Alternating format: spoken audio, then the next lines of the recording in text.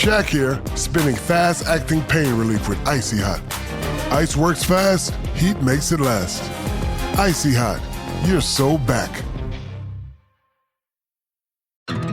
Your earbud fell in a coffee cup.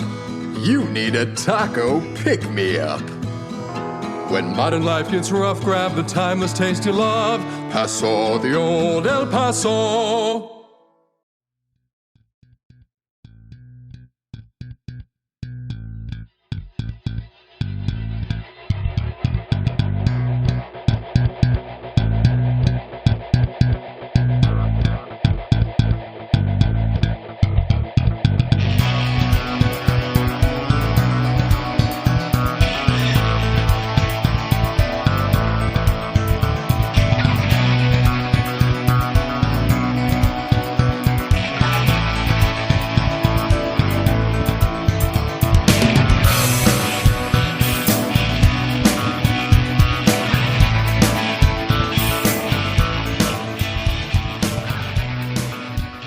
And welcome back to the Boundary Corner podcast, along with my partners Brian Siegler and Jonathan Talley. I am Curtis Wilson, and this episode is brought to you by Dr. Jeremy Counts down at the Main Street Pharmacy in Blacksburg, your friendly neighborhood pharmacy, 301 South Main Street, Blacksburg, Virginia. Boys, it's tough for me to say because we've been working on this one for a while. To have this episode. Yeah, for a bit, man. For at least since last spring. In some ways, last spring. In some ways, last spring. But I don't want to waste any time because we got a lot of questions to ask him. He is a busy young man, an all-academic young man. Shout out, Kyron, making that list, man. But bring him on. Our guest tonight, your quarterback one, Virginia Tech Hokies, Kyron Drones. Kyron, how are you this evening? I'm good. How about y'all? Doing good, man. Doing good. He won. There it is. You funny, Tally. You funny. Tally said it. Tally said it. He did say it, man. Ain't even lie. Well, Kyron, man, you gotta be a bad man to even get number one. Do y'all understand what kind of bullseye it puts on you when you get that number one? It ain't talking about what you had in the depth chart. When you wear that number one, hey, you the dude. That's you the man. So I'm just saying, go ahead, Curtis. Go ahead, Curtis. Well, Kyron, you are the man right now. And, man, we've got a lot of stuff we want to ask. And, again, we appreciate you taking your time. I'm going to throw some up here real quick. That's right, QB1 in the house with us. And let's just start straight out. How are winter workouts going for you so far? And we saw yesterday y'all started Hunger Games. How's that going for you as well? Winter workouts been fine. Before Hunger Drill started, it was just lifting and running. So that's been like just the normal lifting and running. And then Hunger Drill started Tuesdays, every Tuesday and Thursday. So we back at it tomorrow. But the first day, it was good. It wasn't up to Coach Price standards, but it was good. It's just a bunch of competition, one-on-ones. You trying to get a win every time you go. So they tally up the wins. So, you get the bragging rights every time when you see that. So it's just a good day, good morning of competition. Having been a coach at one point, there's no way coach is going to let day one be a good day. He going to have to give you something to grow on. No. Yeah, he wasn't real happy on day one. So we got to make day two better. That's awesome. That's awesome. Yeah, I mean, go ahead, Tyler. How cold do it get in that Beamer barn? Hey, it's different. We still waiting on the heater. Hopefully we get that by spring ball, so we ain't got to deal with that. But it's way colder in the indoor than it is outside, I can tell you. Yeah, that's what I heard. No, wait a minute. The coaches aren't sneaking on y'all. The heaters aren't ready to go. They just ain't cranking them up to give y'all a little harder time in there, are they? I don't think anybody wants to just be cold in there. I like hearing that. Yeah, you got to have something to fight, right? They got to make it cold, so you got something to fight. Yeah. All right, let's flip it to some football real quick. Season started last year. Started in the fall. You were number 2 on the depth chart, but you kept working, kept your confidence up, got an opportunity. What did you do personally to kind of keep that confidence high during the season when you weren't named the starter to start 2023? I just believed in myself. Basically, all I can do. I started.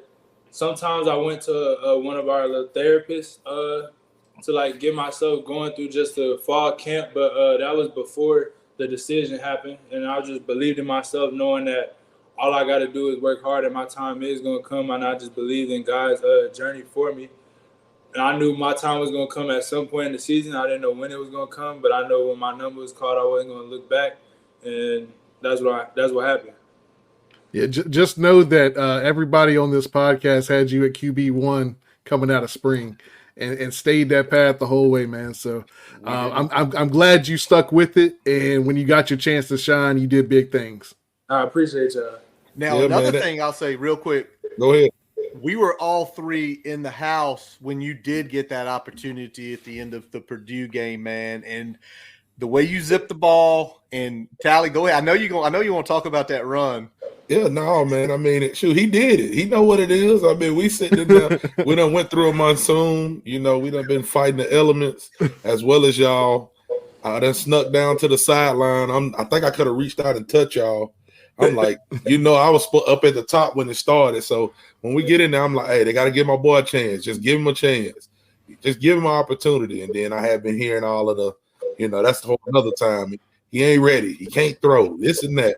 You get in, you complete the pass to the tight end across the middle. Oh, he can throw a little bit. Then you get the run where you break free. Again, offense had been moving. You break free, hit the sidelines. You said, no, I don't want to go out of bounds. We got a cornerback. we got a cornerback over here. Let me go ahead and see how tough he is. Lord just showed him. How'd that make you feel? It was a good feeling, but I was definitely trying to get out of bounds. He just got away. He said he was in the way. I was sprinting straight towards out of bounds, though. He just got me last minute, so I had to do something. Like when I run, I don't want to ever get delivered to hit. So if I know I'm gonna get hit, I'm gonna deliver it first. Yeah, I understand. And what we loved about that as fans, man, and watching you and being in the stadium and even feeling it. It wasn't just that, you delivered the hit. It was the mentality that we've been missing on this team for a while. It was, we've been the nail for a long time. I ain't gonna say a long time, but it's been some years before we had that attitude of we can go out and we can deliver those hits. And, it wasn't just what you did physically when you came with the impact. I think it was Tucker Holloway on the sideline with you, like you got up and you kind of start going about your business, and you could see him gain some confidence as well. So, just that mentality, man, was cool to watch play out. But, it kind of take us to our next question. Watching you do stuff like that, and, even in the spring game when we were in the house, they doing this two-hand touch thing. You get somebody to break free and come and tap you on the back, and I'm like, that ain't gonna take him down. So I guess the question would be like, how many times was you begging them to take that non-contact off so they can really see what you can do in practice? Oh, you can ask Coach Pryor, ask him all the time. And the defense asks me, they don't want me live because I be talking trash, knowing like when I'm running, like that's not gonna be a tackle, and they swear it is. But I hate the two-hand touch because sometimes Pryor called a whistle too fast. Just because he get too close to me, but I don't like it at all. Sometimes I wish I was just live, like before I was QB1. Right now, like everybody know what it is. So if you think you made that tackle, then you think you made that tackle. But protect that man now. You want two jerseys now. We needed you out of it at first, but you want two of them now. Everybody knows what it is now. It doesn't matter anymore. Kyron, I just love the mentality. As soon as they touch you, I'm sure it's immediately. That ain't a tackle. That's not a tackle. I'm not down right here. Come on now. Do you ever just take the ball and move it up like 8 yards and be like, Coach, he might have brought me down here. He ain't going to bring me back here.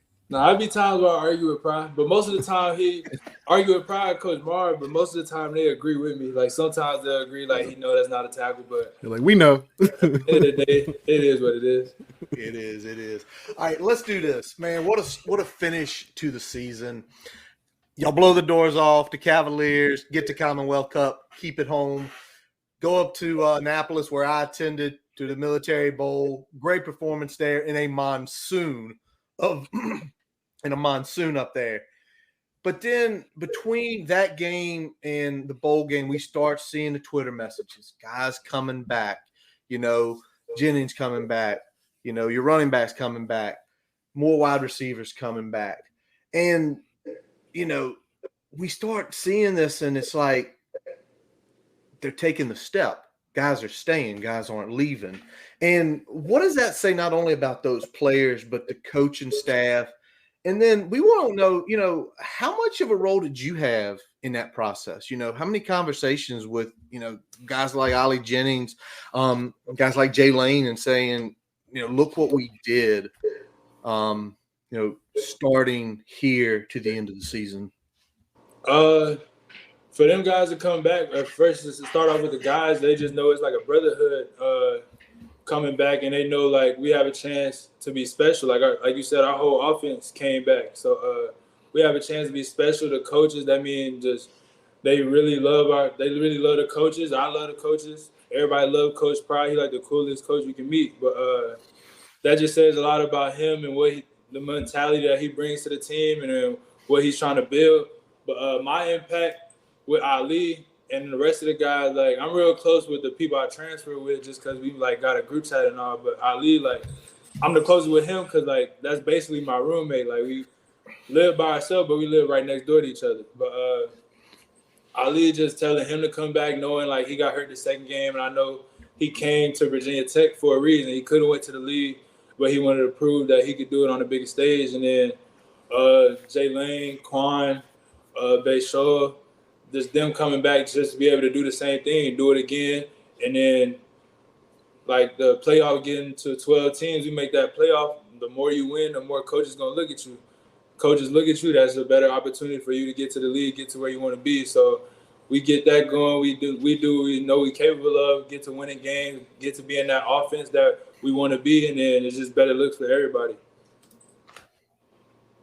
Man, I love hearing that. That's awesome. That's awesome to hear.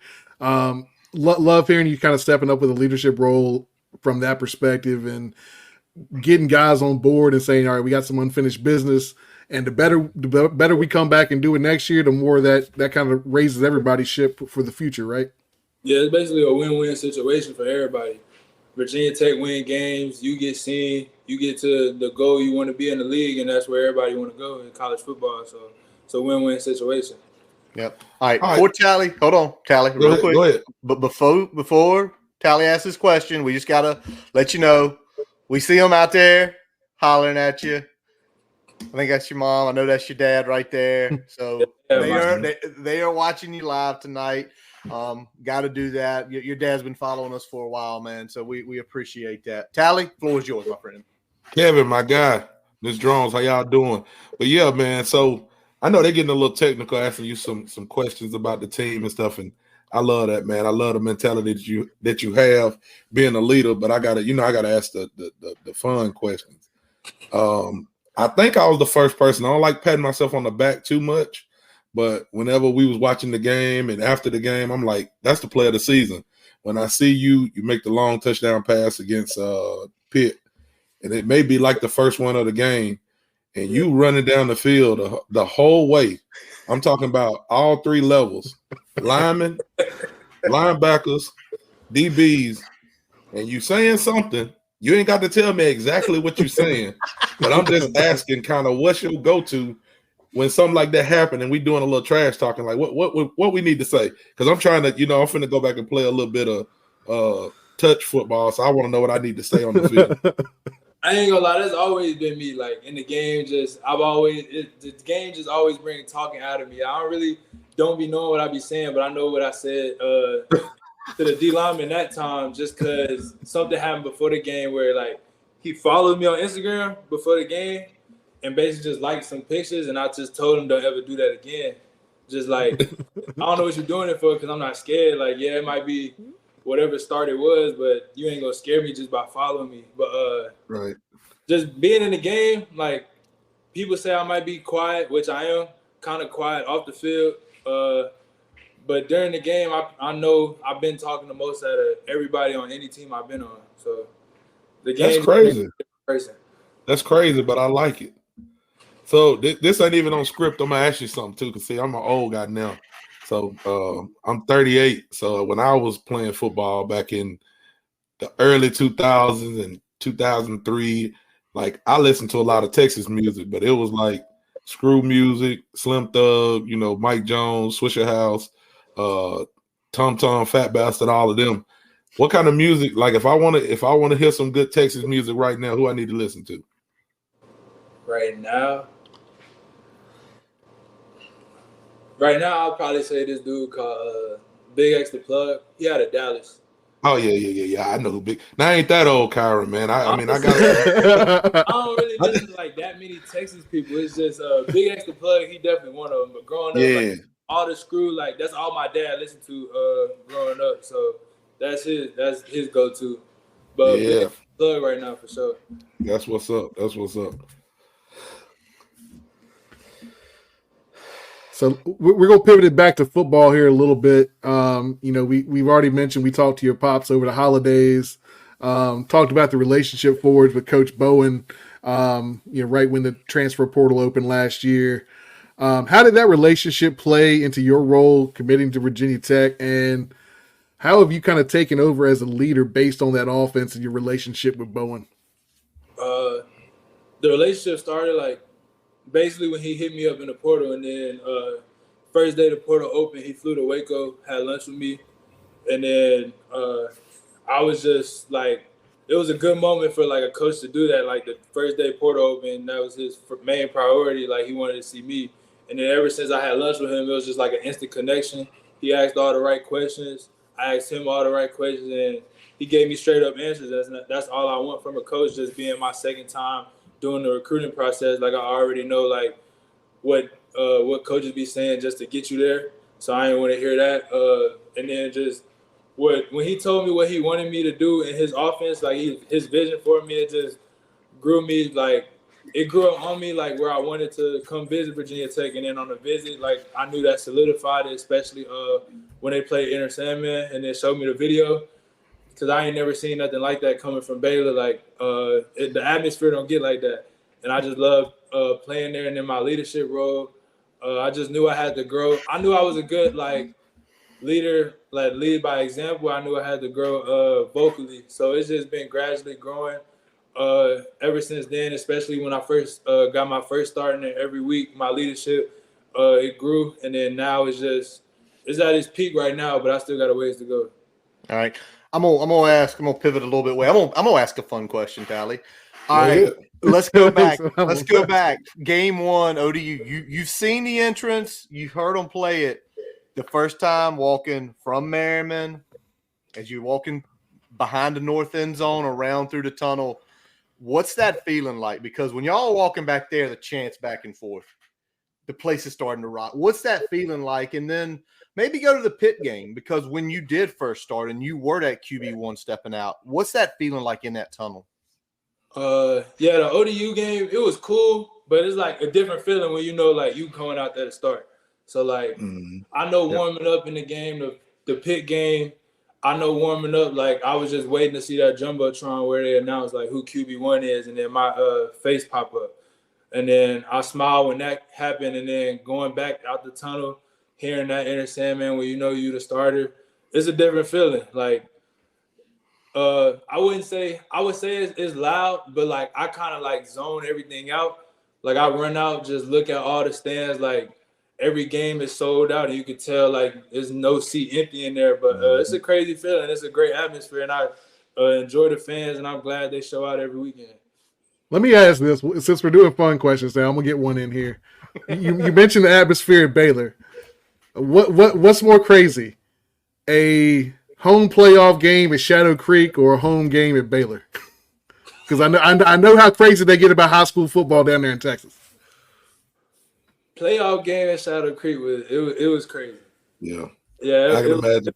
It was different, especially like we went to state and everybody traveled to the state game. It's basically a home game, so it's special. Texas high school football is special.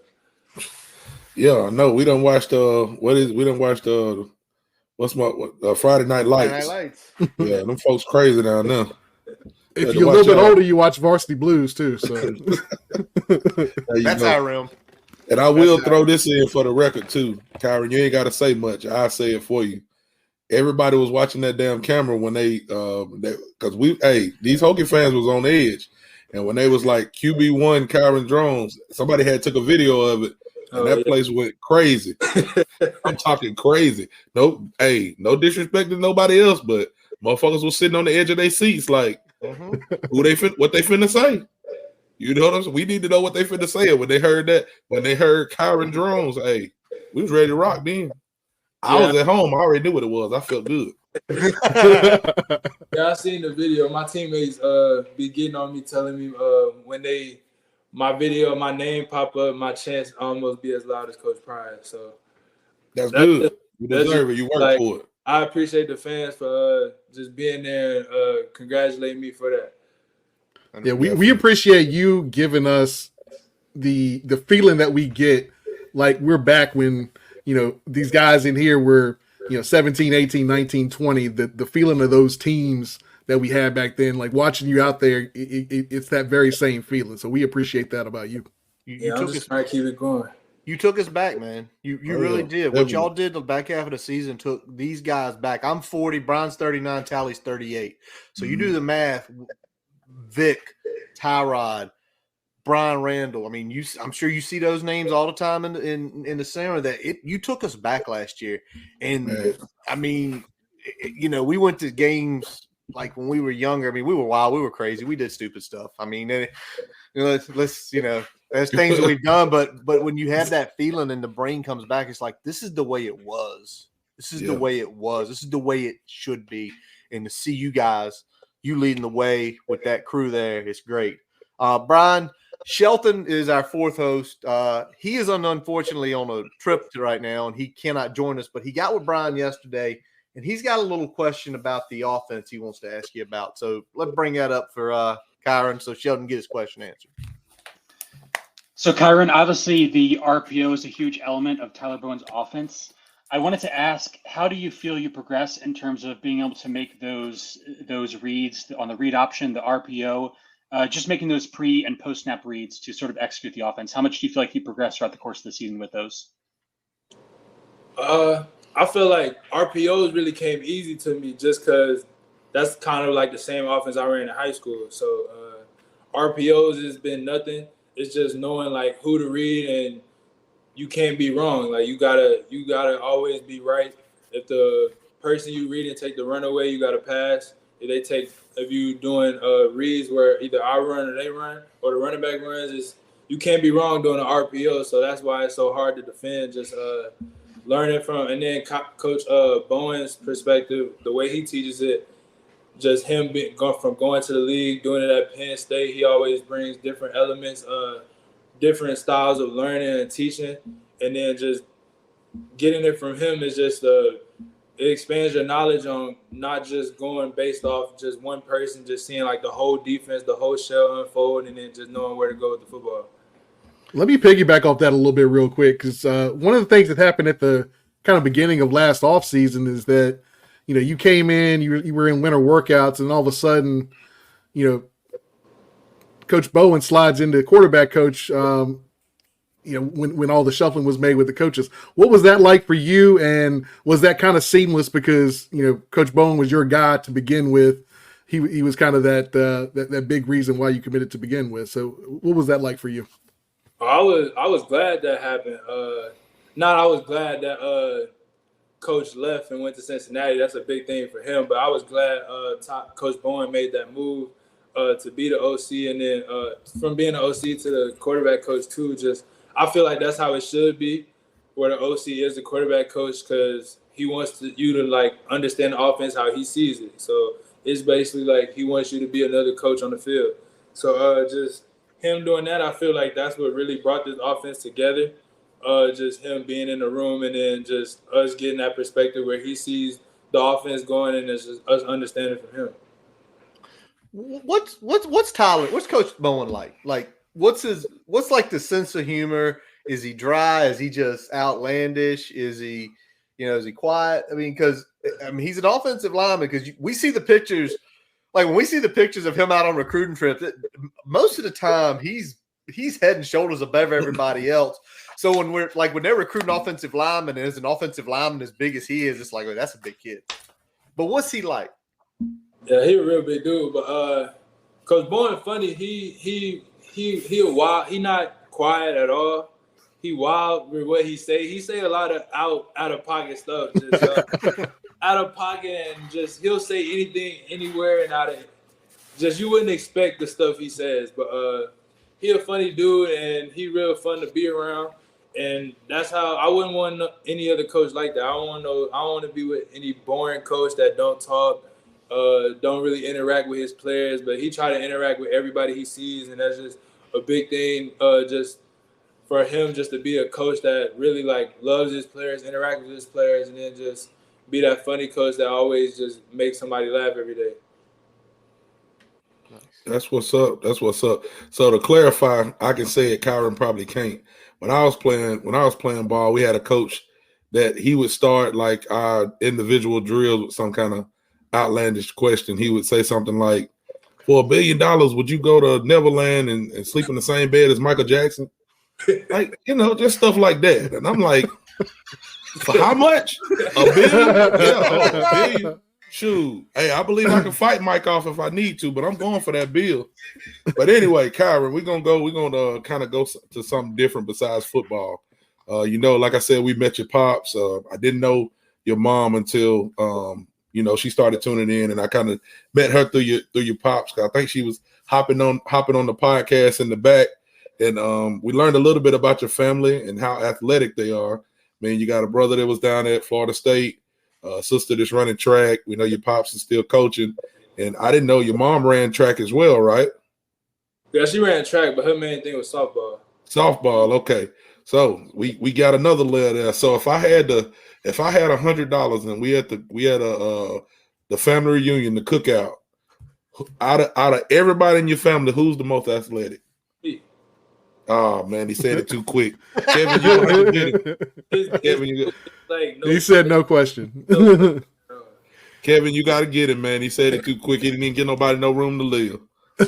he didn't even hype anybody else up. Like, hey, he does this well, she does this well, but it's still me.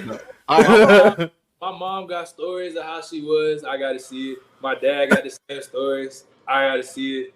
My dad was a D lineman, so I really don't I can't say he's more athletic than me. My brother, O lineman. I can't say he's more athletic than me. So you got everybody. What about your sister? She running, right? Nah, she throw. So okay. So throwing is not really. I mean, it's just throwing. Oh, okay. Well, hold on. Okay, before you answer this question, let me just go ahead because Mama's out here. She says she's next. Does Mama win the silver medal of the Drones Family Olympics, or is it somebody else? Remember, I'm gonna put it back up here so you can see it. I want you to answer when you go back home. Don't answer that question.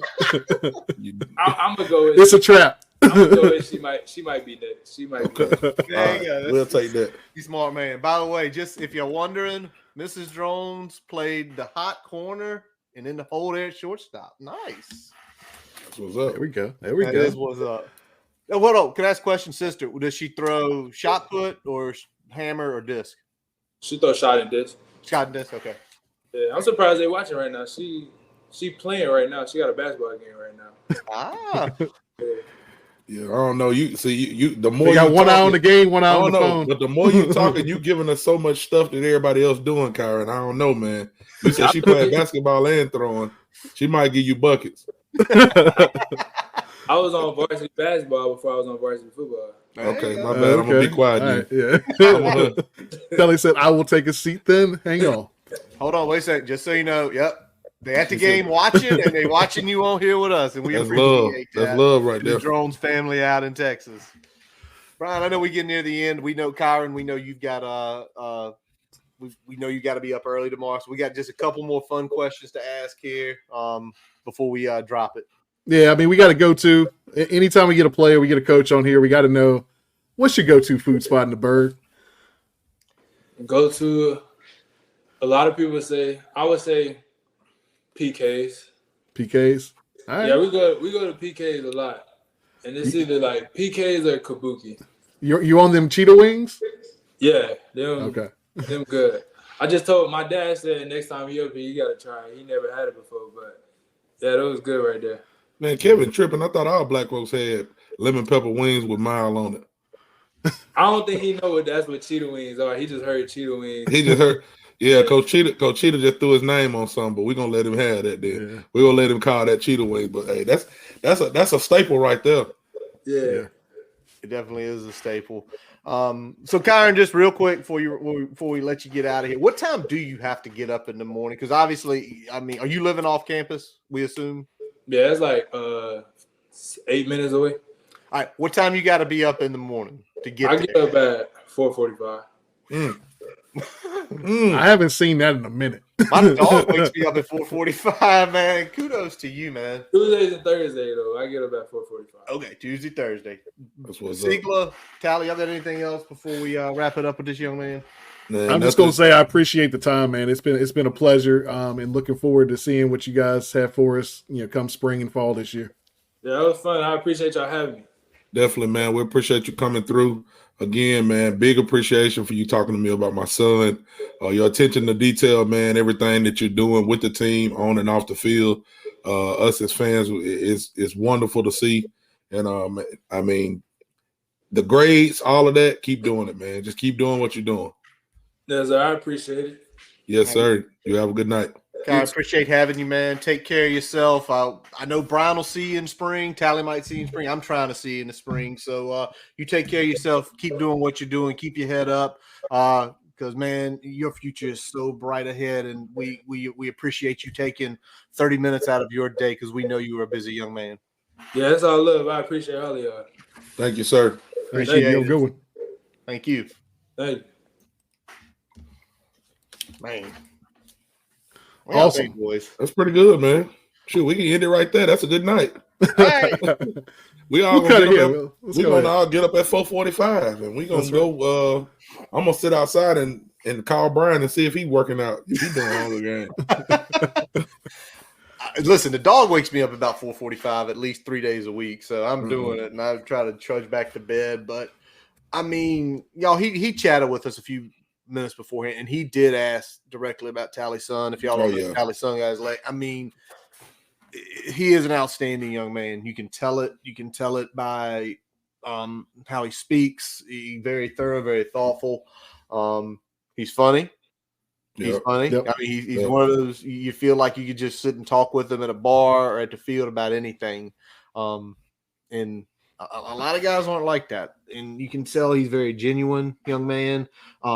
Miss Drones, Mr. Drones, I know y'all are out there watching tonight. Y'all raised a very good young man, and it shows in every single way. Boys, Awesome young man. we got a lot more to unload. Yeah, we do. We got a lot to unload in this. So let's hit it up because basketball season's going on. And, well, Saturday, the Hokies had one of those games that make you want to throw things. And Sheldon's not with us, but we asked Sheldon some questions, and Sheldon had some things he wanted broke down. Brian and him got together for a few minutes yesterday. And, Brian, let's kick it off because we did talk about that loss, or Shelton did talk about that loss and where we stand. So let's hit that up first about, do we even have a chance to make the tournament? Yep, here we go. So after the loss to Miami, without winning the ACC tournament, what are the chances the Hokies get into March Madness this year? Unfortunately, the chances are not looking great right now. So we have there's a stats website called Bart Torvik that does NCAA tournament simulators. So you run a bunch of simulations and it spits out a percentage chance to make the tournament. Right now, the Hokies have a 23.3% chance to make the tournament, as I last checked it, and that includes 4% chance for an automatic bid if they win the ACC tournament, and a 19% chance for an at-large bid. So I think for me, you're looking more at that at-large bid because I think it's pretty unlikely that you'd win the ACC a second time in 3 years. But bottom line, a 1 in 5 chance right now for the Hokies. They certainly have their work cut out for them in this final stretch. I mean, I think before it was something, 34% chance before we lost that game. And that game was frustrating Saturday. Mm-hmm. That game was frustrating Saturday afternoon to watch because I went to a birthday party. We're up 9. I'm keeping. We still up 9. And me and one of the dads there just get chatting about something else, and I ain't paying attention to my phone. Talk 10 minutes. I go look back at the phone, and they up 4. It's like this team is. I mean, it's frustrating to watch. I know Sheldon had probably a little bit more to say on that Miami game too, so we can run that and let him finish that thing out. Yeah, let's finish it out. And with that loss to Miami, it looked like that percentage dropped pretty sharply. I think if I remember correctly, seeing something about right at 50-50 ahead of that game. So it seems like that was a kind of a win or stay home type situation for the Hokies. It was, yes. And again, it depends on the model you look at. Some of them were a little bit more bullish. Some of them were not so rosy on the Hokies' chances. I mean, I saw some at 33% before the Miami game. But needless to say, I mean, that was a road game against a quad 1 team. And the fact that the Hokies let it slip away was pretty devastating. I mean, that game had a huge delta in terms of, what it would have done for them had they won the game versus, them losing it in terms of their probability to make the tournament. So big missed opportunity for sure. That says it all, man. I mean, when you look at the chances there, that was a game that, for all intents and purposes, was kind of a must win if the Hokies wanted to get into the tournament without having to run the table in the ACC tournament. Yeah, I mean, it's frustrating. It's frustrating to talk about and watch and think about when you start digging into it a little bit and looking at the game. I mean, handling pressure is usually tough when you play the teams that are physical. This pressure and you coming down the floor is tough. We're turning it over. We're living and dying by the 3, and we just don't have enough guys that can create their own shot. In basketball, that's the name of the game. That's what kind of worried me before the season. When you have smaller guards, no disrespect to Padula and Couture and any of those guys that's playing, but you play against some bigger guards that some of the ACC has to offer, and just getting physical on you, and it's hard to create your shot.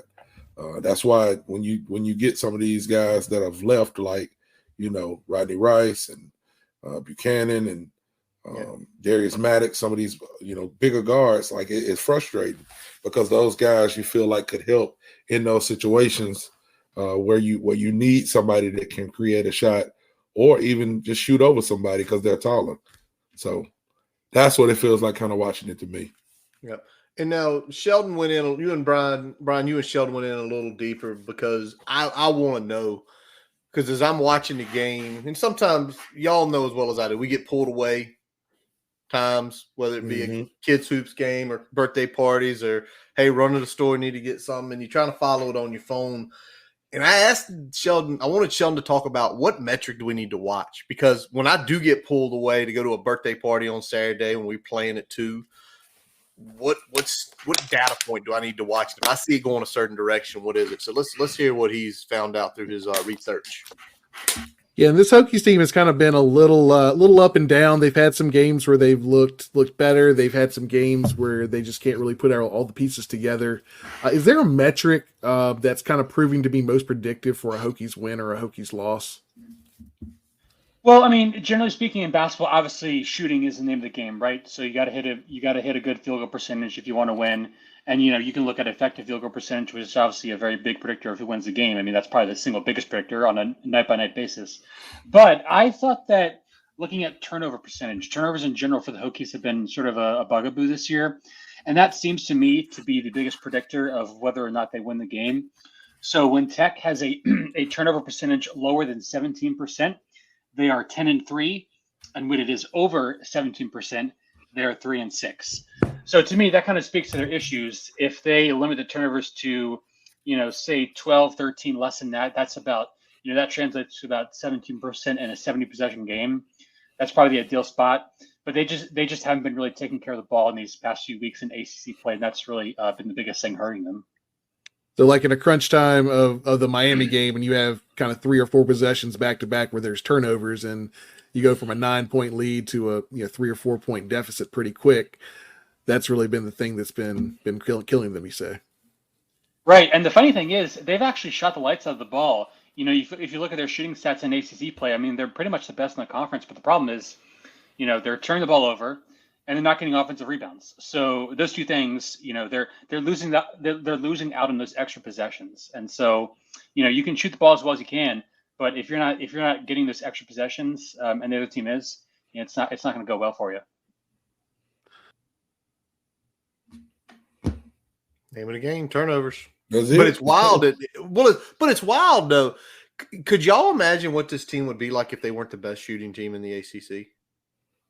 You imagine that? Yeah. What, like 9 wins, maybe?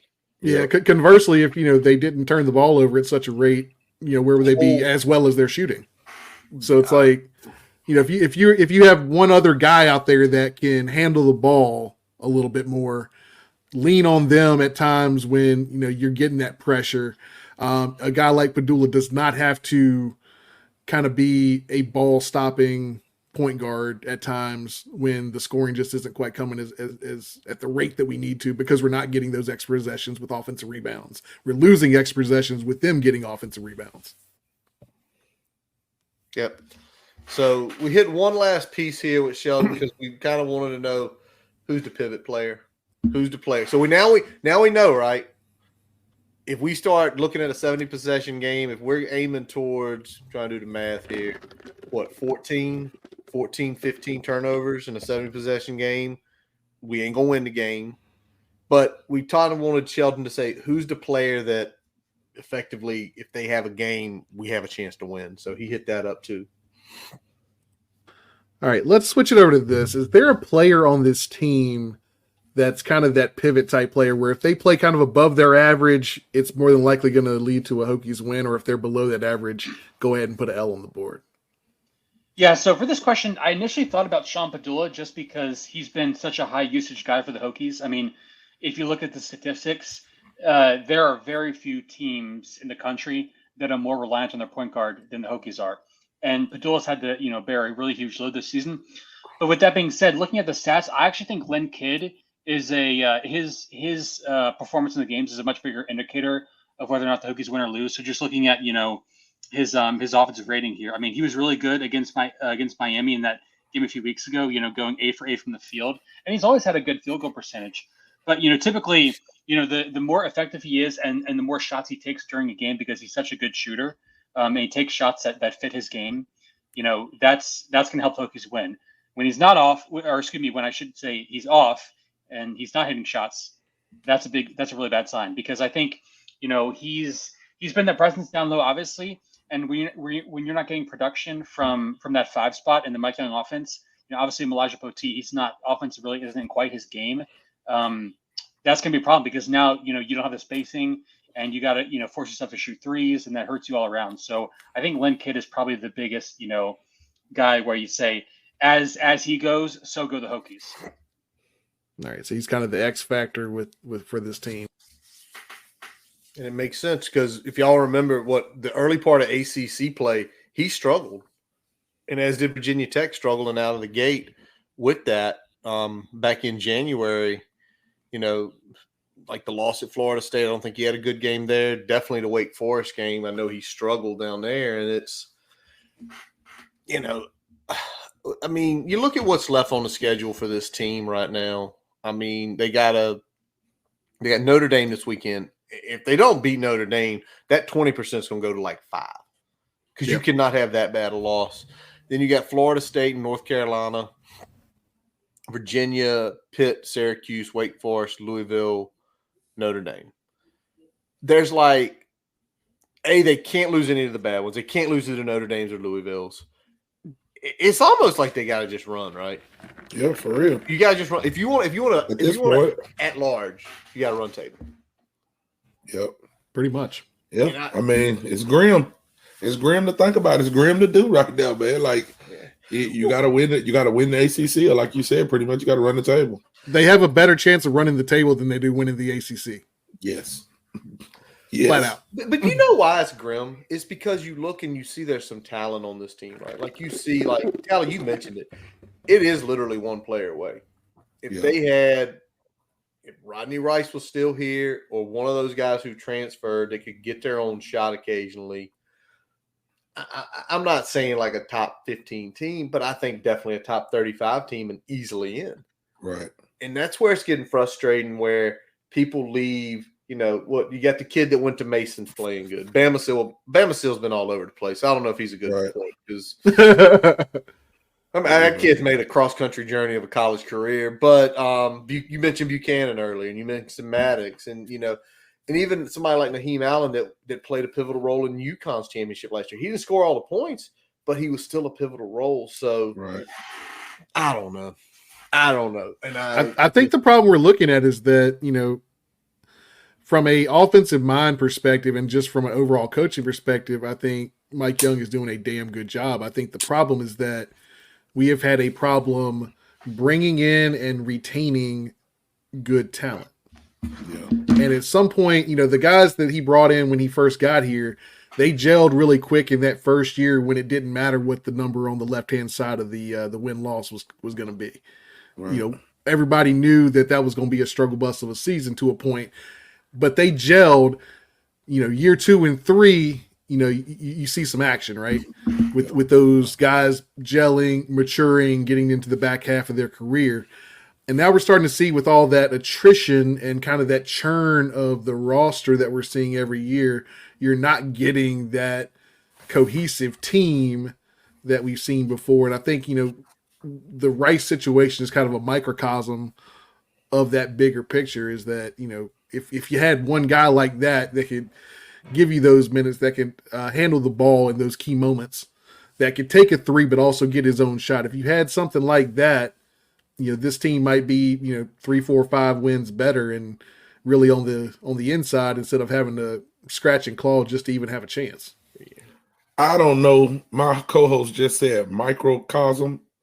I think is the word that he used. I don't know what the fuck that means, but I do know, Mike Young, you better go out and you better get some people who can dunk on folks.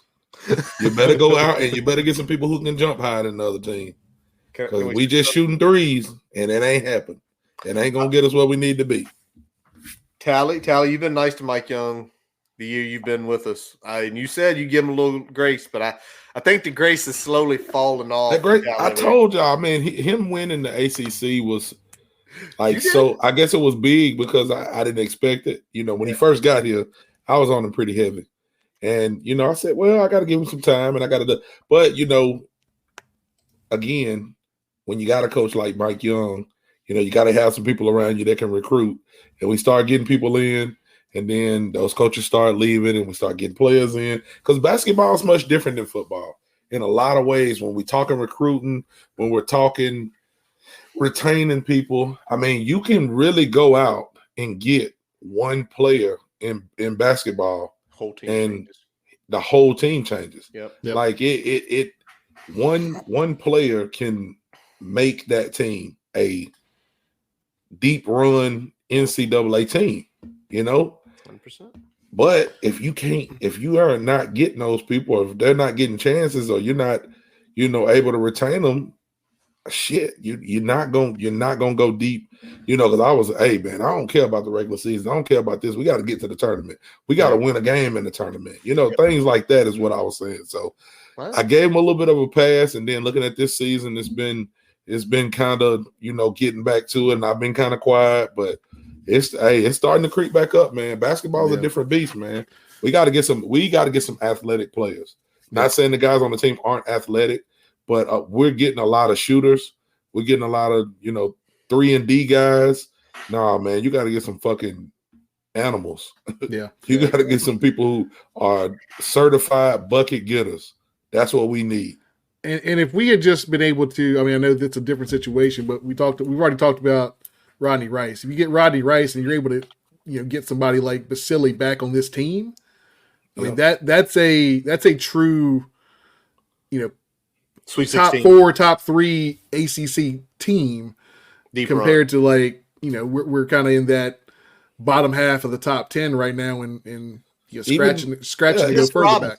Even to think about like Basili, like he came in, had a good year, and then he's never heard of again. Like he said, "Oh fuck it, I'm going to Italy," or wherever he went. You know what I'm saying? Like I don't know the money situations or how they handle it, what NIL looks like in basketball, but they got to change some things if they want to start making these runs, because the old school game of any sport is gone. Yeah. Like, you just can't play the game like that. You can't coach the game like that. It's much different. So, again, I'm still giving Mike Young a little grace because of what he's done, but it's getting short. It's getting real short. And especially now football's doing good. You want everybody to do good. Like, everybody needs to do good. I will say this, though. I will say this on tape. I'll fucking sacrifice basketball all day and tomorrow if we can goddamn have a good football team. Give me a good football team every year. I ain't saying shit about basketball. And then let me get one of them baseball jerseys, because baseball been killing. Them fucking baseball jerseys is nice. So give me a baseball jersey. Give me a jersey, and a good somebody. football team. Shit, we good. There we go. But not saying I don't care about y'all basketball. Y'all got to do better too. He loves you still. Yep. Different child. Different child. All right, let's roll over to this, boys. Let's get back to football for a little while, the rest of the way. Believe it or not, y'all know what today was? What's today? Today was What's Final today? Signing Day. Don't nobody even care about it no more. Nobody don't care anymore about it because everything happened in December. I I remember forgot all about it. 10 years ago, I used to take off half a day to watch what was going For on. real. And That's not even what a joke. You just take off, had the computers up, had the TV on ESPN, Yes. had your phone there. You trying to watch you Yes. trying to watch the Texas or the facts come in. Yep. We don't even care no more. Yep. We're doing this in December. Yep. It's all December now. They should move it back to February, though. That's my opinion. But let's talk about a few things that happened. The first that happened is we got a preferred walk-on offer. Usually that ain't a big deal, is it? Not usually. Right. Not Not usually. usually. But then we got the name. His name is Lamar, goes by LJ Booker. He is a 6'2", 190-pound wide receiver right here in the RVA down at Collegiate, about 3 miles from my house here. He is a top 30 player in Virginia. He's a top 1,000 player. His composite is daggum near an 87. He's got offers. Duke, Rutgers. He had some interest from Penn State. He had some interest from Maryland, North Carolina. Y'all. Can we talk real quick?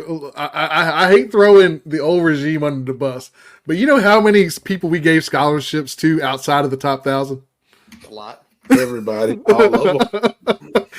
And we got a All of them. preferred walk-on inside the top 1,000. Yeah, it's Preferred crazy. walk-on. It's crazy. He could have went to a number of schools and got on a scholarship.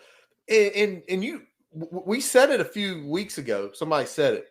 You talk about winning the state of Virginia. This is how you do it right here. Yeah. Not even a joke about it. So, I know, glad to have him. I guess he'll be joining in the spring, but wild to see LJ Booker. I don't think Brian had a chance to get some tape on him because we both been busy at work, but maybe try to look at something here just because. I always refer to Chris. Chris is in the comments. And of course, y'all know, that's Brody's dad, Keelan Adams' dad. Chris said he can play, which I've seen a little tape on him because we were recruiting him during the season. And if Chris says he can play, him being there in Virginia, and he's watching wide receivers and he watches a lot of tape, I'll take his word for it. All right. We know he's watching wide receiver tape. Yeah. By the way, Yeah. Robbie gonna throw a joke on here at you, Tally. Say you need to get a wrestling singlet. Oh, well, you know what? Actually, we're gonna do a little talking on some wrestling, man. I got somebody we're gonna bring on. We're gonna do a little talking on some wrestling because I don't know about wrestling, but I want to know, and I want us to win. If we can get some wins in wrestling, I'll take it. So we're gonna save that for another time, but we're gonna talk a little wrestling. That's a teaser. That's a teaser about a month from now. Mm-hmm. Pay attention. Pay attention. All right, so let's go real quick. Where did we end up as a class? So, I mean, the numbers don't look great. 45 and 57. Can I go on a tangent right quick before Go you for even it. talk numbers? Go for it. Let me say this right quick. Hold on. I want to put my glasses on Oh, man. before I talk. He getting serious here. We're gonna have Matei on here a little bit later on, right?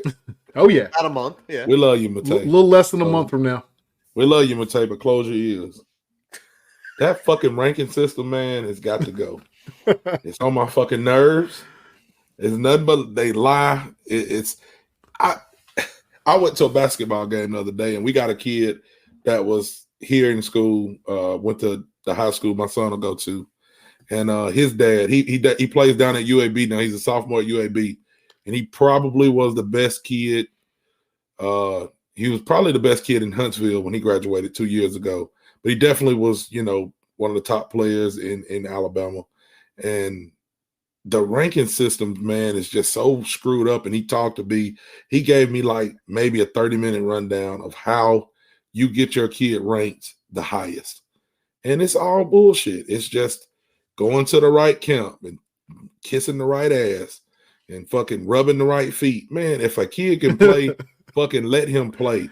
That is so much bullcrap to take somebody's star or, he ain't as tall as this guy, or he ain't as big as this, or his competition. Like if you're setting records and you're playing in decent competition, you know what I'm saying? And I understand you got to do some camps, but it's all about just gaining us more money and more subscriptions and more this instead of actually watching what these kids do. And again, we say it all the time. Somebody commit somewhere, they messing with some rankings. Yep. Either way it goes. You commit to Alabama, you're 90. You commit to Virginia Tech, what are you? Brian, what number are you? 87. 86, 87. They done moved us up a little bit. I mean, dude, it's just ridiculous, man, when you start thinking about how they do these rankings. And we'll come back to it maybe next week because we got some stuff in the works and we want to let it play out. Yeah, we do. But if some of these kids, I'm like, how does he have no ranking? How does he have that ranking? He's better than this guy. He beat this guy, or he locked it. Anyway, Curtis, go ahead. We got, we've been talking about that for a while now. And I mean, Robbie, we had him on one time. We talked to him about all the camps, and when he was doing evaluations at the camps and things like that. And he backed up a lot of what you just said in a lot of ways. So it's funny circling back like that.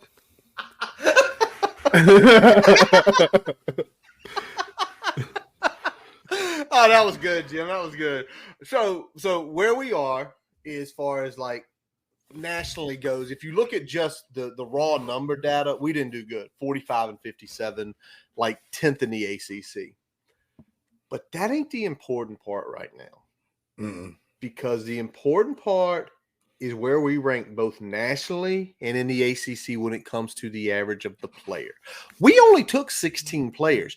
There are not a lot of teams in the country that took that little of a player this year. Most of them are 20 to 22. That's your average. Most of them are 22. We're way down at 16. So you start looking at the actual average is where it gets key. Y'all know we rank average player-wise because we got some players that got some bumps because I think Tally had some influence somehow on 247. Players got bumped up to 4 stars. Guys got bumped up to borderline. Next thing we know, we are talking. Next thing we know, 4 guys get bumped up. Y'all, we are 28th in the country as far as average player goes, 4th in the ACC. Yeah. Over the 88, which that's Brian's magic number. He's told y'all for the last 4 years. I was going to say, he's been preaching that for years, though. 88. He's been preaching that for years. So, you sit here and you wonder, and y'all know we got Sheldon. Sheldon's got all sorts of things he looks at, things that interest him and pique him. But I wanted to know, all right, where are the playoff teams at? Like, where are their rankings? I don't think Sheldon got the rankings, like the number average, but he did get some interesting information both on the teams that play for the national title and then a run of the New Year's 6 teams, excluding G5. So, Brian, press that because this is about 5 minutes. So everybody hold with us. We'll come back because this is some good stuff right here. To some of the ranks for the teams that are making the playoffs consistently, that are making those New Year's 6 bowls. So let's focus first on Washington and Michigan. Sheldon, I know you've kind of crunched the numbers there. What are the average player rankings per 247 and kind of what is that telling you? Sure. So I went back the last 4 years and took the average player ranking for each team's class in a season. And so for Michigan, it averaged out to about 15th. That's typically where they've been. And that's not far off from their composite ranking also. For Washington, it was 26. So it's sort of a tale of 2 different teams. I think for Michigan, one of the things that I've noticed over the past 4 or 5 years is that recruiting rankings aren't quite as predictive of success as they used to be.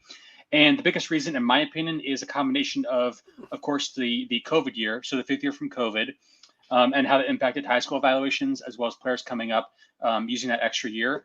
and the transfer portal, because guys are just moving all over the place, and you don't really have time to develop guys like you used to.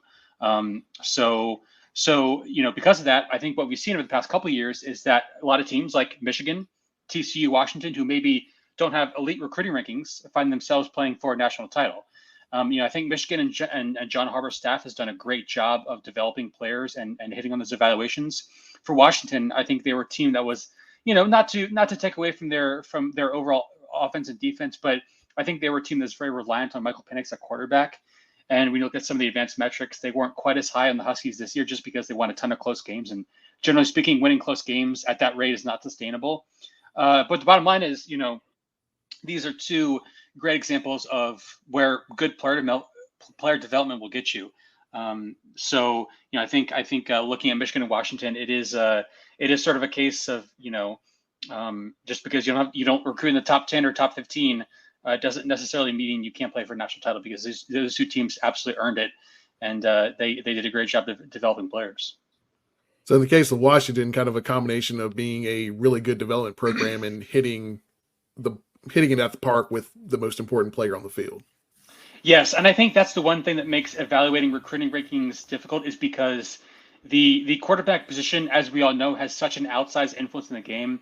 So I think it's less a case of maybe getting 85 scholarship guys out of nowhere, and more so just you recruit 3 stars, you got to develop them, but you have to hit on that right quarterback. If you don't have the quarterback who can make all those throws, make all those plays, you're not going to be at that level. That's just reality. And obviously, Washington benefited hugely from having a stud arm like Michael Penix.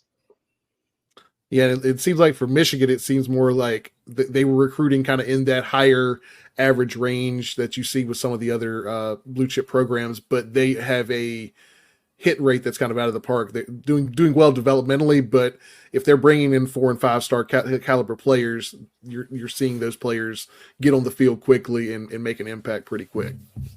Yes, exactly. And I think, honestly, if you ask Michigan fans, they might say that, the star rankings were not an accurate reflection of how talented they were. And I think you can make a pretty good argument for that just based on, their play on the field. But I think Michigan is sort of a team like Clemson, those title teams under Dabo Swinney, where they're sort of on that cusp of where typically you expect national title teams to be, kind of on that lower edge where you sort of need to get into that, cool kids club, so to speak. But, bottom line, Michigan, they've just done a great job of evaluating high school prospects and bringing them up. And, I was listening to Joel Klatt's podcast the other day. He was talking about the importance of their strength coach as well. So all those factors kind of lead into Michigan's success. And I think there was certainly nothing fluky about it. Very good, very good. And now let's take a look a little broader here. Let's look at average player rankings for kind of those New Year's Six teams over kind of the last 3 or 5 years. Are those kind of landing in that 10 to 15 range of the Michigans, or are they lower end with the Washingtons or the TCUs, or are most of those kind of landing in that top 8 spot where you see those perennial powerhouses from the blue blood programs? So it's a little bit closer to being blue blood. For this analysis, I decided to exclude group of 5 teams just because it kind of, messes with the numbers a little bit. And obviously, group of 5 teams are entitled to one of those spots in the New Year's Six, but that doesn't necessarily mean they are, always as talented as those Power 5 teams. So when I average out the player rankings for those teams that made the New Year's Six Bowls, I went back over the last 5 years, and the average ranking was around 17th. And that was pretty consistent across different metrics, which you can look at, but 17th is pretty much the standard. And, obviously there's going to be some outliers like, UVA in 2019, when they went to the Orange Bowl, they won the Coastal Division, but they were a 5-loss team. So obviously that can throw a wrench into things because, there are certain conferences where you're guaranteed those bowl tie-ins.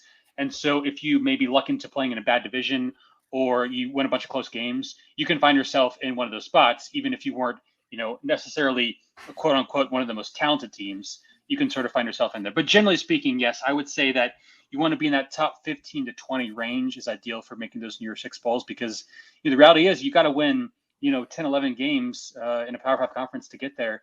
And that's a lot more difficult than people realize. Yeah, so you're saying about 17 is kind of the average there across all those teams. Looking at it, that kind of trends with kind of what we expected, I think, because like as you said, you've got those teams that are on the lower end that have those 4 or 5 losses that they're playing in that game. But when we look at the college football playoff, with the exception of kind of Washington's or a TCU here or there, you kind of get the usual suspects every year, and that's going to definitely trend in the favor of the Blue Bloods for sure. Yeah, and one thing I would stress is that I think people sometimes conflate talent at the very top with sort of being applicable to all the other teams. For instance, obviously teams like Alabama, Georgia, Florida State, Clemson, whoever, they recruit very well every single year, and they're able to, replace those players because they recruit so well and sustain success. For teams in the middle or even in that upper tier, I would say once you get outside the top 10, it becomes much more of a question of, can you evaluate guys? I don't think there's any necessarily a specific barometer for team success in that sense once you sort of get into that more middle tier range. But clearly, recruiting at the top 10, top 12 level is going to help you a lot. And I think for an average program like Virginia Tech, it's a question of, can we recruit maybe in that 25 to 30 range, and with good player development, we can sort of be in, that sort of, I don't know what you might say, standard deviation of, just being right on that outside edge of where you would expect a New Year's Six team to be based on recruiting rankings. And I think it's, it's a case study in just how numbers can sometimes be flawed, but generally speaking, when you average it out, generally, the recruiting ranks are going to win out in the end. And that 17 to 20 range is ideal for most teams there. Yeah. And that would, you talk about the Hokies there. If you pull in, you bump your recruiting up a little bit as we're starting to see those trends come into play, and you get the right player at the right position when we're talking about a quarterback, and you get a right combination of that development, that's when you kind of get into that conversation. And I think collectively here we're hoping that maybe that right combination is going to hit out for us this year, heading into 2024 with the returning talent that we have. I know we've been looking out there and we've seen the percentage of returning talent for the Hokies is number 1 in the nation right now. So that bodes well, I feel like, for having that continuity, having the development that you're talking about, and hopefully having the right pieces at the key positions to kind of put us over the top. Yep. And the biggest thing is, it's important sometimes not to get too caught up in the star rankings. The biggest indicator of how good a team is going to be in one year is how good they were the previous season. So you look at Tech, they had a great end to last season. They won 7 games, but you look at their results against conference teams. I mean, they just blew the competition out of the water. And I think that bodes very well for, how they're going to be next season with a pretty similar strength of schedule overall. And you combine that, of course, with the returning production, number 1 in the country, according to Bill Connolly of ESPN. I think it's going to set up for a really good team. So in this case, I don't think that, Tech fans should get too caught up in the recruiting rankings. I think we saw the body of work from the team last year. We see how many players are returning, and those 2 factors are the most important ultimately in determining how successful they'll be next season. Good stuff there from Shelton all the way across. But I throw this number out because it's the one that when I listened to it earlier today, Brian called me here, 17. The average team that got in the New Year's Six is 17. We're going to 12 teams in the playoff, right? Yep. That's why I asked about the New Year's Six, because you look at the New Year's Six, normally you're going to have the best 12 teams are in those games. 17. We're at 28. And you can say what you want as far as talent index goes. What this staff has done in the portal, both this year and last year, what they've done in recruiting the last few years, it's trending that way. It's trending that way to that 17 number. And like Kyron said it just a little while ago here. It's a 12-team playoff this year. It's a 12-team playoff. I love the players are talking about it too. They understand the stakes and the changes and how that impacts their visibility in this whole thing, because it's what we've been talking about. Yep. Getting a seat at the table matters. Getting a seat at the table is going to help teams like Virginia Tech keep guys at Virginia Tech for longer, especially when you can get the NIL pot at least in a competitive range against some of those bigger schools that are trying to lure them away. So that's where we need to make our hay, because you talk about 17, so you're talking about a plus minus margin of error there. 5 one way, 5 the other. If you're just going off recruiting rankings, getting in the top 25, top 22 puts you right there in that fucking conversation. No. And then you also go with mean, go with average. If the number one team, there's going to be a team that's sitting down there in the 30s that, as I love what Sheldon said, find the right combination of player development and quarterback. There's going to be a team that's in the 30s rankings that's going to make a run, that's going to get in the playoffs. Yep. Agreed. So let's hope it's us. One more quick thing before we go to break. And this, again, goes to the competition piece. We've had 9 guys enter the portal. Y'all noticed none of them have went to FCS schools. None of them have went to a lower level of football yet. True. Pretty big. Nobody's stepping down. 3 went to P5s. Daquan Wright, Canteen, and Dwayne Lofton went to Oklahoma State. 3 team went to P5, P4 now. 3 stayed at the G5 level. We said it a few years ago about talent. You said it here about this time last year. You've got to have talent. You've got to have talent. Now, when I see who's left, we brought in some really good guys. But we let some guys, we had some good players leave that could have been role players that would have had a spot on this team. Yeah. And when we look at the guys that left that landed in P5 were guys that were either starters or in the rotation enough to get heavy reps, get good tape out there, right? So you had Wright, Canteen, obviously they're starters or at least, 1A, 1B at their positions. And then you had Lofton that he was in that 5 or 6 man wide receiver rotation for most of the year. Had some catches. So, guys that were getting reps on this team that were starting and rotational caliber players are being looked at by those Power 5 teams as commodities still. Right. We're not just having to. When we look at years past, we had 1 or 2 guys that were dudes, and then they got out of town because they were dudes for one reason or another, right? Whether we talk about Hendon Hooker or somebody else, right? Mm-hmm. But then everybody else, ended up finding lower level G5 positions, drop down to FCS, and that's not knocking FCS or those players, but it definitely speaks to the caliber of player that we were bringing in after those kind of handful of studs in a class, and what we're doing now, top to bottom. Yeah, it's kind of like the floor's been raised. I mean, we've got a preferred walk-on that we talked about earlier that probably in 19 or 20, whatever year that was, he might have been the highest ranked guy in that class.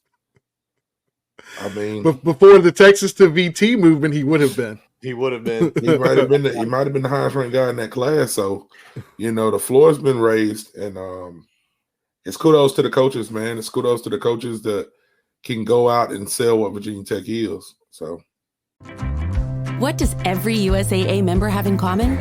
Family. We're one big family who supports the military community and their eligible families. And if you, your parent, or spouse served, you could join our family and save big on auto insurance.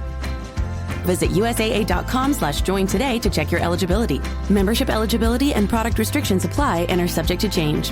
USAA means United Services Automobile Association and its affiliates, San Antonio, Texas. If this were a Reese's TV ad, you'd be staring at a Reese's peanut butter cup. And sure, my voice is peanut buttery smooth, but still, you need to see the peanut butter cups, right? No? I can really just say Reese's and you'll go get some? Okay, Reese's. Reese's. Reese's. Really working, actually. Reese's. Reese's. I'm on to something. Reese's. Reese's. Reese's. Brooks Running reminds us that we're all powered by something. Whether it's the me-time energy of a run after a day at the office, the electrifying energy of your first marathon, or the infectious energy of a group run with your friends. No matter what energy powers you, Brooks has gear specifically designed to unleash it. So lace up and let it out. Let's run there. Visit brooksrunning.com today to learn more. 100%. 100%. All right, lots of good stuff on the first half of this episode. We've got a few more things we want to hit on the backside, but before then, we are going to hear from our partners at Main Street Pharmacy and our digital partners. I can probably save you a lot of money, and I can take a lot better care of you. That's pretty much it. My name is Jeremy Counts, and I'm a pharmacist. I own and operate Main Street Pharmacy here in downtown Blacksburg.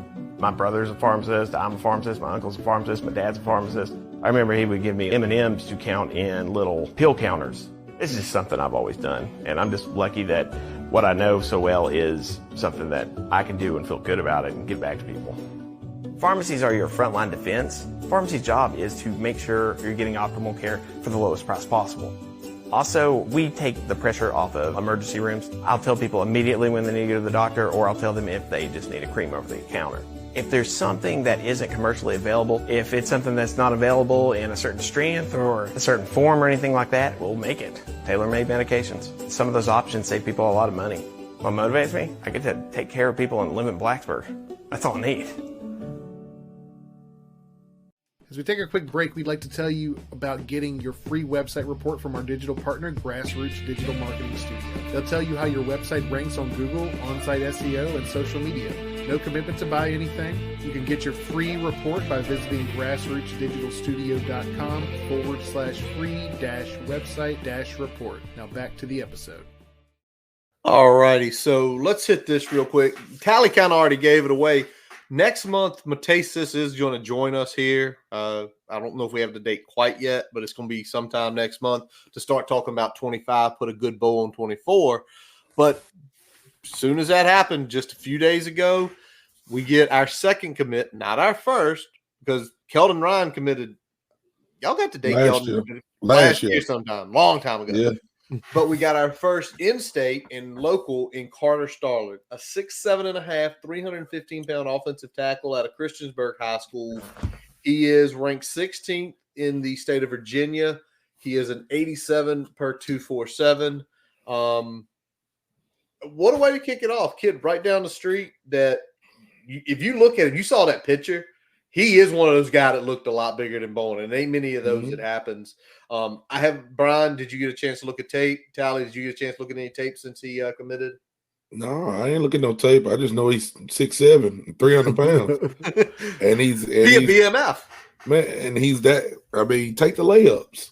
Yep, he's that close to campus. You close on that kid, especially for an offensive lineman.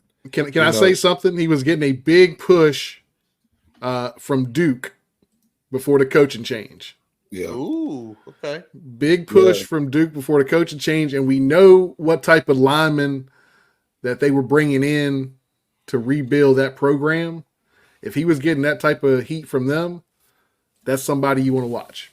Mm-hmm. So that's another good way to start the class off there. And Render has definitely taken him under his wing. You've seen him posting a lot too. So getting him out there on the lake, doing all sorts of fun stuff. So he's been training with him too. So it ain't just been fun stuff. It ain't just fun. It's still been fun, but it probably ain't all fun. He's been working with him. He's been working with him for a while. So I've seen some of that stuff, but you can't teach size. You can't teach size. You can't teach speed. For an offensive lineman that is that close to campus, I'll take it. I'll take him. Yeah. Now Matei saying still 6'6", 290, Jim. That's still a big. Jim on it today. Jim ain't playing, man. Yeah, Jim. You got to calm down for me. You're gonna have Matei mad at us. He ain't gonna be mad at us. Matei loves us. All right. So two other things. I don't know if y'all saw this. Obviously, I'm gonna hit the fun one first. Y'all see Jay Ham got hired? I did. I paid attention to that. I know you did.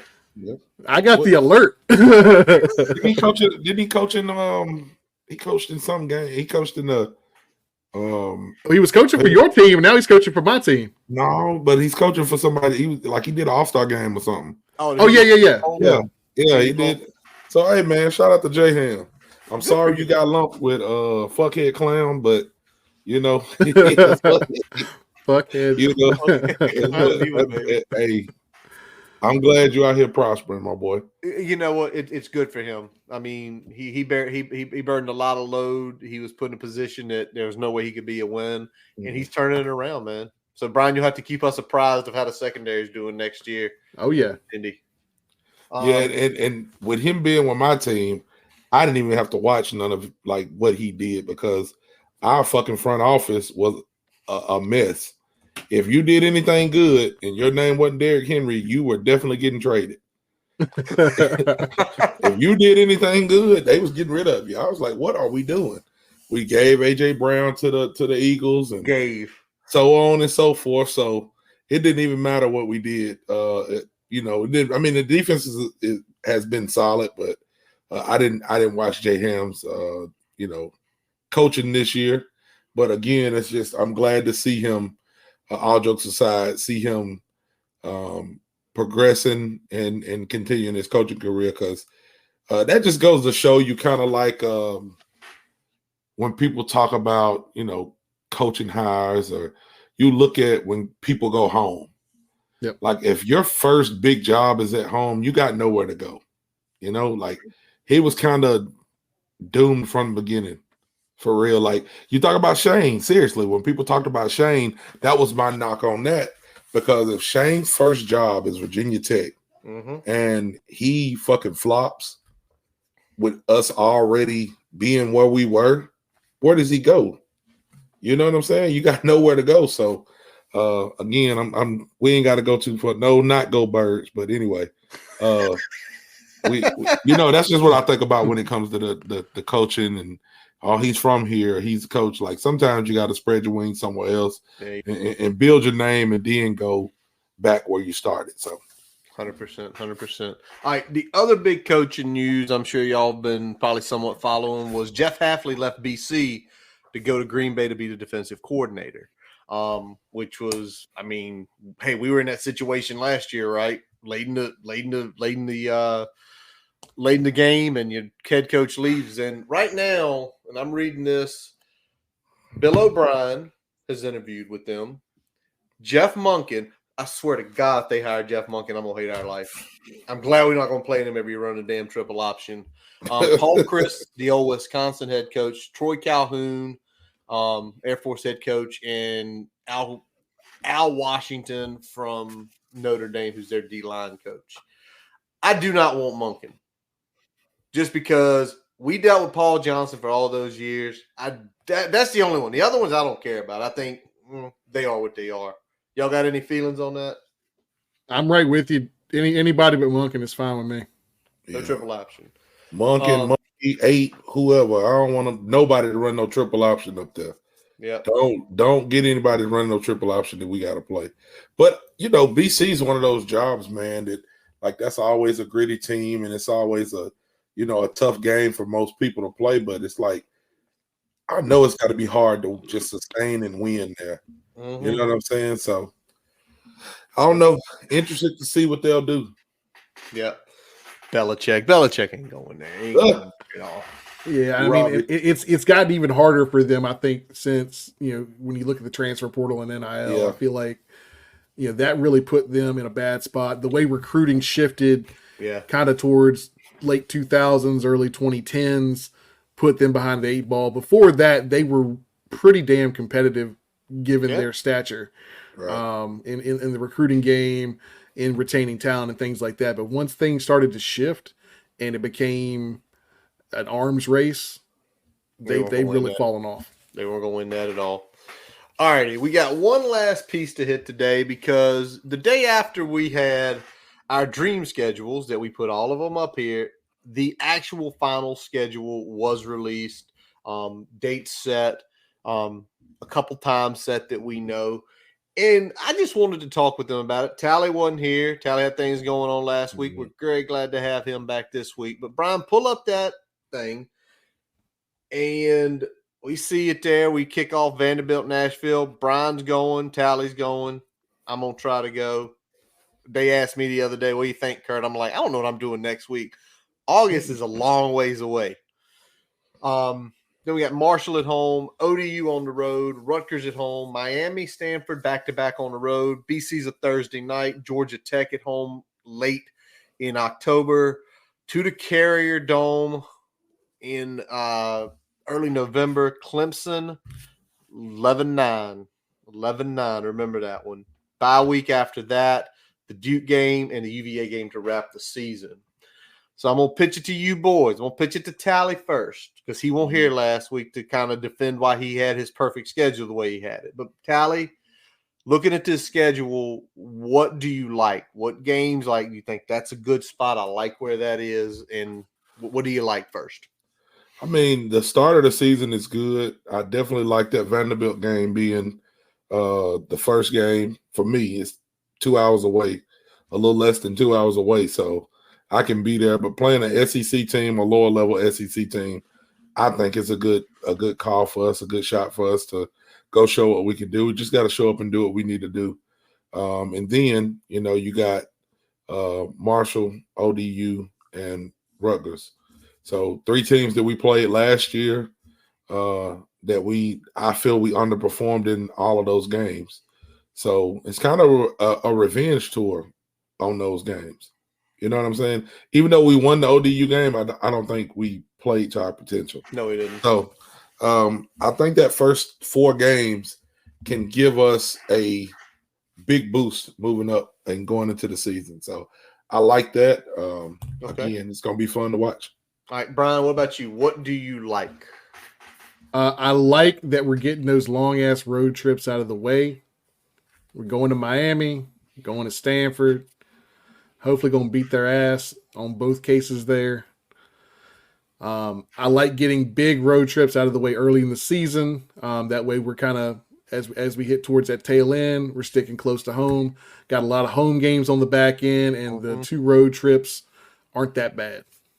Nope, not at all. 2 of the road trips, one of them is going to be a home game. You already know that with that Duke game. I'm with Brian, and I preached this. This was on my perfect schedule. I actually, I wanted Stanford early. I wanted Miami. I wanted them late, but I wanted Stanford early. But getting the 2 longest road trips out of the way is my biggest. I like that. I love that. I also love it that we got 2 byes this year effectively. Because after the Stanford game, we don't play the next weekend. It play the next Thursday. So we sort of get that middle of the season. Take a look at that. After the Stanford game, we played 6 games. And in a stretch of what? How many days is that going to be, Brian? Trying to look here. So in a 22-day span, we're going to play 1 game. 22-day span. So we want to talk about, y'all both played 6-7 games into a season. A lot of people are nicked. A lot of people are hurting. Mm-hmm. We're going to play 1 game in 22 days. Great point to, hey, let's get everybody healthy. Let's get these things healed up and things like that. All right. I'm going to go back to Tally again.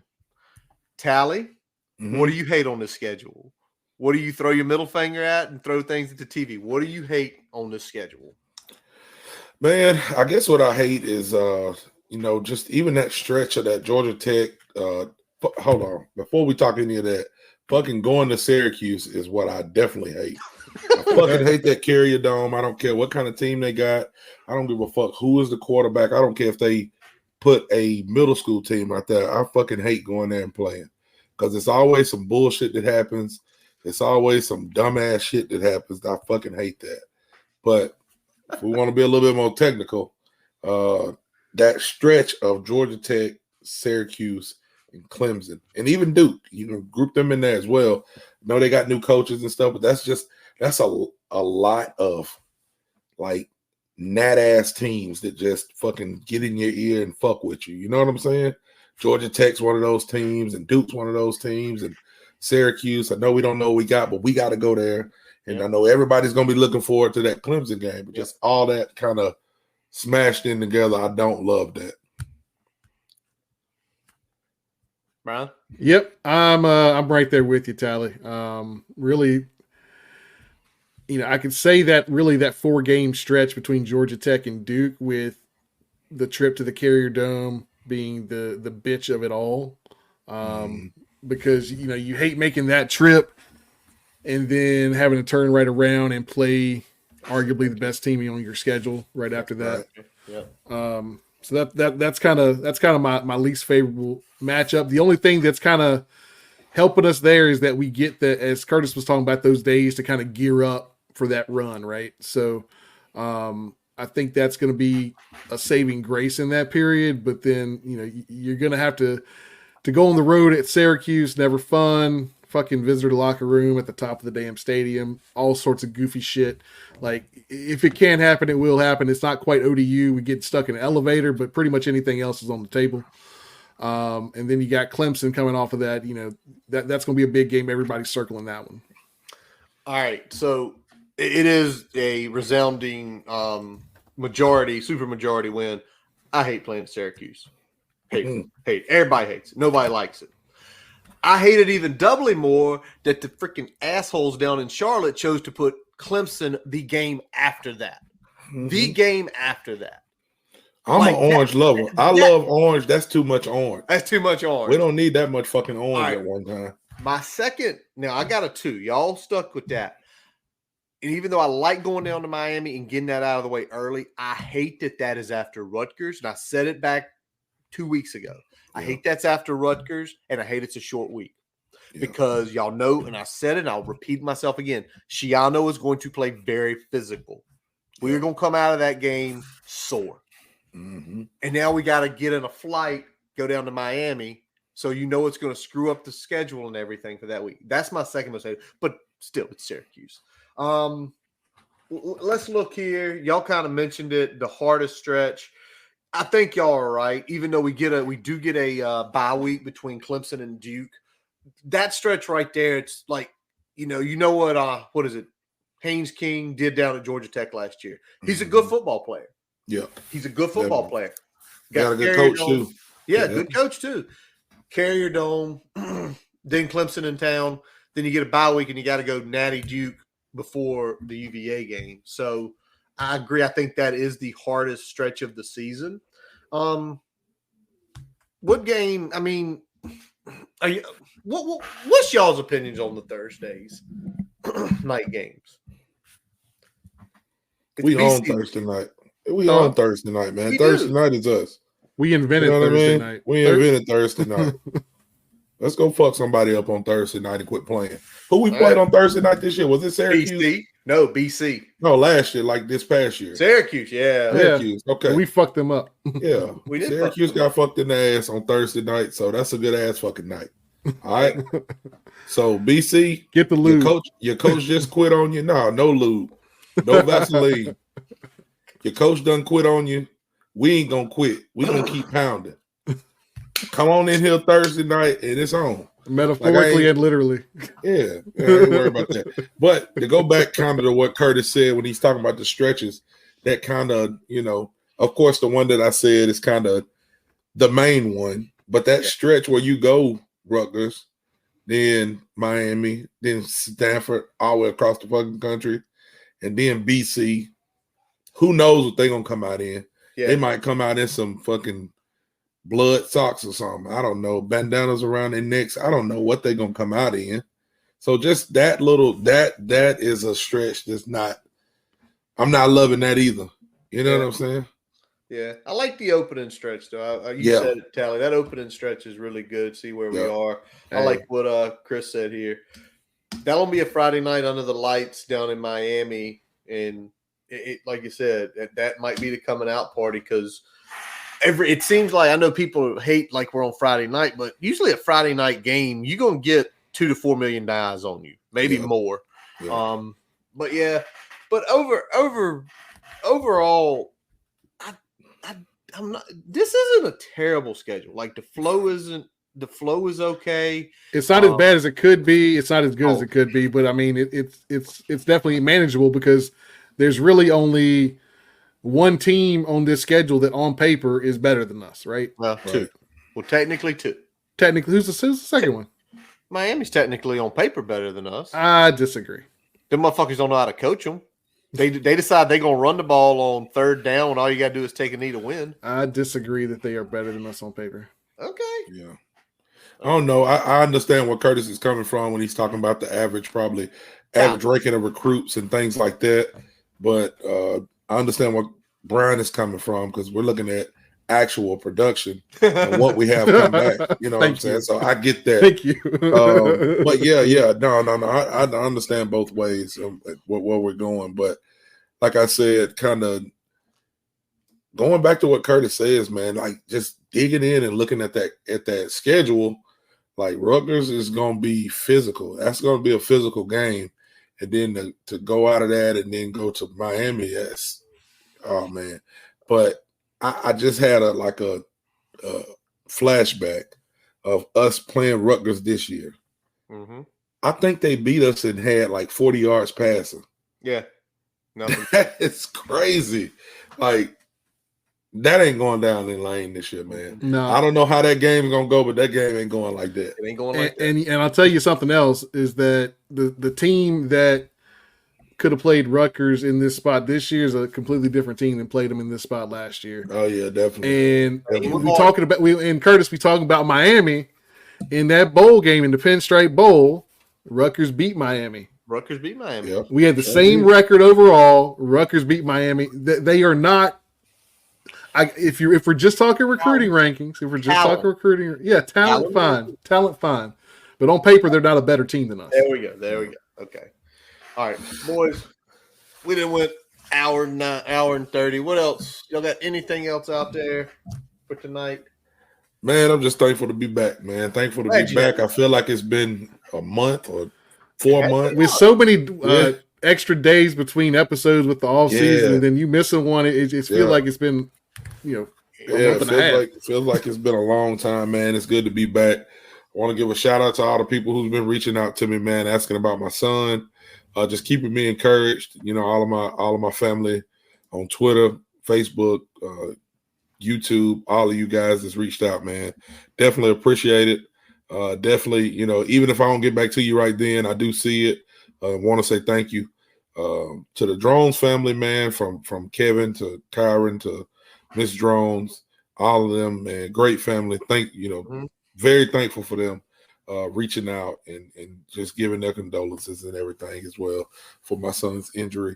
And shout out to Kyron for coming on, man, and spending his time just talking to 3 old guys about how much we love Virginia Tech football. Exactly. So, man, it's been awesome, man. 2024 is here. Yep. You know what I'm saying? It's already, almost the middle. I hope everybody's got their Valentine's stuff picked out. Guys, girls out there. I mean, if you ain't got reservations, you need to get on that shit fast, man. I walked through Walmart today and I seen all kind of like little bears on the floor and stuff like that. So I hope y'all got your stuff ready, man, because it's coming up quick. I got my wife taking a trip, so I'm excited. Where you going? Y'all going? I can't tell because my wife might be listening. It's a complete surprise. Oh, okay. Put it in the chat. She can't see that. He's doing it big. So he is going. Yeah, I got my son's birthday on the 12th. I got Valentine's Day, of course, the 14th. Then I got my wife's birthday on the 27th. So oh my God! Every February. He broke every February. Yeah, definitely. You sound like me, January or December to January 25th when I got kid's birthday, Christmas, wife's birthday, other kid's birthday. Yeah. Have fun with that. I'm broke at the end of the year. All right. Well, boys, let's wrap up this episode of the Boundary Corner podcast brought to you by Main Street Pharmacy in Blacksburg. I'm Curtis Wilson. I'm Brian Siegler. Taliban's. Visit boundarycornervt.com to listen to all the episodes. Check the merchandise shop out. Follow us on Twitter, Facebook. Check out Instagram. I saw there was quite a few people watching in there tonight. We appreciate you guys watching it on Instagram. Subscribe to our YouTube account. Continues to grow. Twitter went over 2,600 last week. We are really appreciative of that. To all y'all following us out there. Podcast wise, we're everywhere: Spotify, Amazon, Apple Podcasts. As always, we let our buddy Jason Long down in the New River Valley play us in and play us out. And I know he messaged us the other week, Brian, that he is going to get back into the swing of doing some gigs now that wrestling season's over. He got a second place finish. The Farmers Market, we back at Grandin? Is he back at Grandin? Let's see what we got here.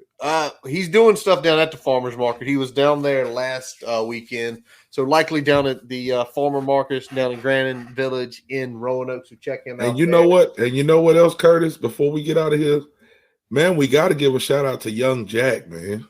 Yes. Jack know me off. He is doing his thing. He is putting out some fire graphics right now. That's our young guy that's behind the scenes. We might have a face reveal and show y'all Jack one day. Just know we got some stuff working. Jack is doing his thing in the background. So a lot of the graphics that you guys are seeing, a lot of the shorts that you guys are seeing, Jack's doing a great job, man. Just definitely want to give him a shout out and tell him we appreciate it. Yeah, Jack, we do appreciate, man. Those reels you put out last week, I mean, it'd pop up and it was just, it captured the conversation. The stuff you put in the background looked great, man. And you are doing a hell of a job. And we really appreciate it because we working, 8 to 7 some days. So Jack, you keep it up, man, because we know where you want to go. And with the way you got the stuff looking here, you're going to get there. All right. Anything else, boys? Oh, we good, man. We got to ride, man. We thank you guys for always listening. And as always, let's go. Hokies.